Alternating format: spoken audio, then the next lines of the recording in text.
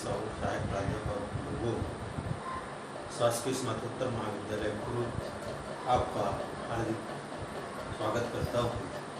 आज का मेरा विषय है बोन प्रक्षेप को आलेखी विधि के द्वारा किस प्रकार से रचना की जाती है उसको स्पष्ट करना। बोन प्रक्षेप, इस प्रक्षेप का आविष्कार किया था रिगोबर्ट बोन ने। वस्तुतः ये प्रक्षेप एक प्रमाणिक अक्षांश वाले शंक्वाकार प्रक्षेप का संशोधित रूप है।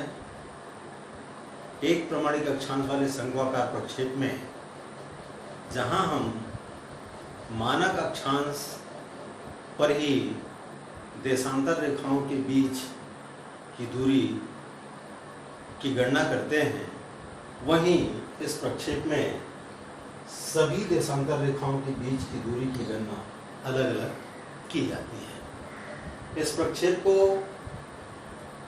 बोन का समशक्त शंकु प्रक्षेप भी कहा जाता है। दिए गए प्रश्न के अनुसार प्रदर्शक भिन्न 1:15 करोड़ पर एक बोन का प्रक्षेप की रचना कीजिए जिसमें प्रक्षेपांतर 15 अंश हो।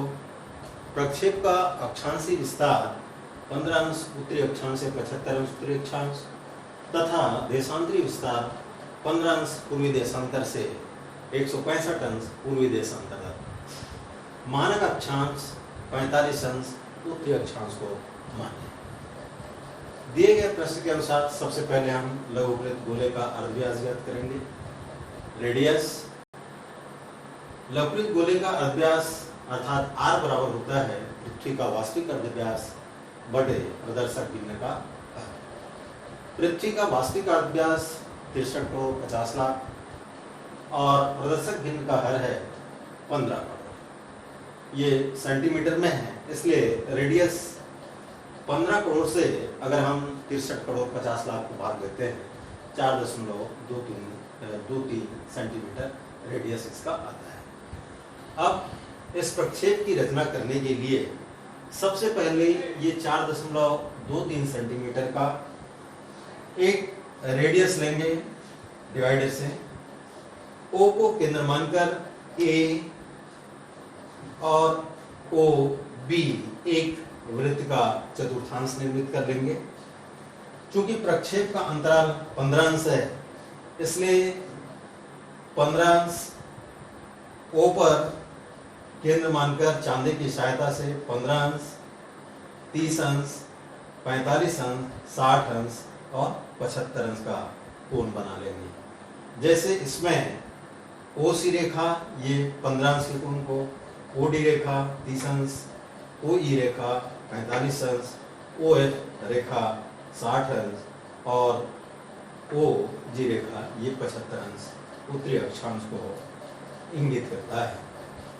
इसके पश्चात OE रेखा पर जो कि मानक अक्षांश है, इस मानक अक्षांश पर 90 अंश का कोण निर्मित करते हैं और ये 90 अंश का जो कोण है चांदी की सहायता से ये निर्मित करते हैं और 90 अंश का कोण जितना शुद्धता के साथ मापा जाएगा उतना ही ये प्रक्षेप भी शुद्ध होगा। और इसको आगे बढ़ाते हैं जो कि O ये रेखा को अगर हम आगे बढ़ाएं तो ये P बिंदु पर जाकर के मिल जाती है। इसके पश्चात B और C की जो दूरी है उस दूरी को लेकर के एक O बिंदु पर केंद्र मानकर वृत्त का चतुर्थांश निर्मित करते हैं और ये वृत्त का चतुर्थांश OC रेखा को H पर, OD रेखा को I पर, OE रेखा को J पर और OF रेखा को K पर और OG रेखा को L पर काटती है। इन कटान बिंदुओं से हम OA रेखा पर लंब डालते हैं, जैसे H, H1, I, I1, J, J1, K, K1, L, L। इसके पश्चात हम अपने ड्राइंग शीट पर एक सीधी रेखा ले लेते हैं, P1 और M। अब P1 को केंद्र मान करके P और E के बीच की जो दूरी है, इस दूरी को लेकर के हम एक वृत्त का चाप खींचते हैं, जो हमारा प्रमाणिक अक्षांश होता है। इसके पश्चात हम BC की दूरी को लेकर के 45 अंश से उत्तर की ओर 60 अंश के लिए और 75 अंश के लिए निशान लगा लेते हैं। इसी प्रकार से 45 अंश से दक्षिण की ओर 30 अंश और 90 अंश के लिए भी 30 अंश और 15 अंश के लिए भी हम निशान लगा देते हैं। इसके बाद हम इस P1 से सकेंद्री वृत्त, ये चूंकि P1 से ही ये शंकु का शीर्ष है और यहीं से हम इसमें वृत्त का चाप जो है, सकेंद्री वृत्त का चाप प्रत्येक अक्षांशों के लिए 75 अंश, 60 अंश, 45 अंश और 30 अंश तथा 15 अंश के लिए सकेंद्री वृत्त चाप अक्षांश रेखाओं को निर्मित करने के लिए खींचते हैं। यहाँ पर ध्रुव जो है ये एक बिंदु के रूप में होता है। जितनी दूरी BC की होती है, उतनी ही दूरी अगर हम 75 अंश से निर्धारित करें तो वो उत्तरी ध्रुव को इंगित करेगा। देशांतर रेखाओं को खींचने के लिए प्रत्येक अक्षांश रेखा पर, जैसे 15 अंश अक्षांश रेखा है तो उस पर हम H और H1 की दूरी, इसी प्रकार से 30 अंश पर I और I1 की दूरी, 45 अंश पर J और J1 की दूरी, 60 अंश पर K और K1 की दूरी और 75 अंश पर L और L1 की दूरी, 5-5 दाईं ओर और 5-5 बाईं ओर।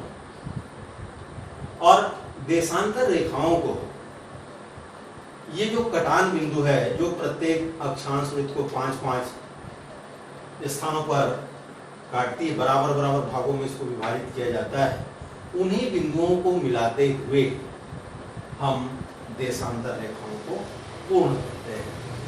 यथा स्थान उसका मान लिख देते हैं, क्योंकि इसमें प्रक्षेप का जो विस्तार है वो 15 अंश इससे 165 अंश इससे है, तो 15 अंश, 30 अंश, 45 अंश, 60 अंश, 75 अंश, 90 अंश, 105 अंश, 120 अंश, 135 अंश, 150 अंश और 165 अंश पूर्वी देशांतर। और इस प्रकार से हम देशांतर रेखाओं को पूर्ण करते हैं। इस प्रक्षेप के जो लक्षण हैं, इनमें सबसे प्रमुख जो लक्षण है, ये प्रक्षेप में प्रधान जो मध्याह्न रेखा होती है, देशांतर रेखा, सेंटर मेरिडियन, ये एक सरल रेखा के रूप में होती है और बाकी जो देशांतर रेखाएं होती हैं ये वक्रता लिए हुई होती हैं। प्रधान मध्याह्न देशांतर रेखा को सभी अक्षांश जो सकेंद्री वृत्तचाप होते हैं ये 90 अंश पर काटते हैं।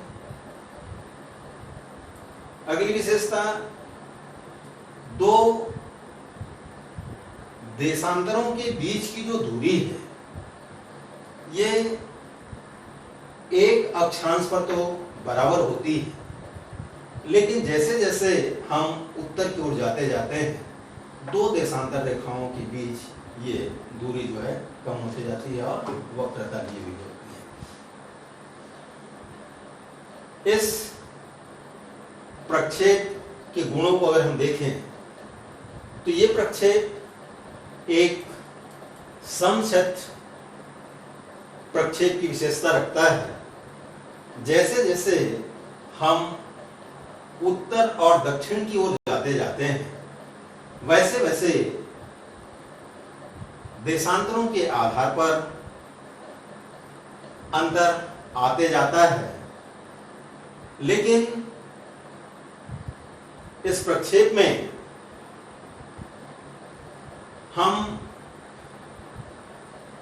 जो अक्षांश रेखाएं होती हैं, ये अक्षांश रेखाएं चूंकि सभी स्थानों पर मापनी शुद्ध रहती है, इसलिए इसमें बहुत हद तक आकृतियां शुद्ध बनती हैं।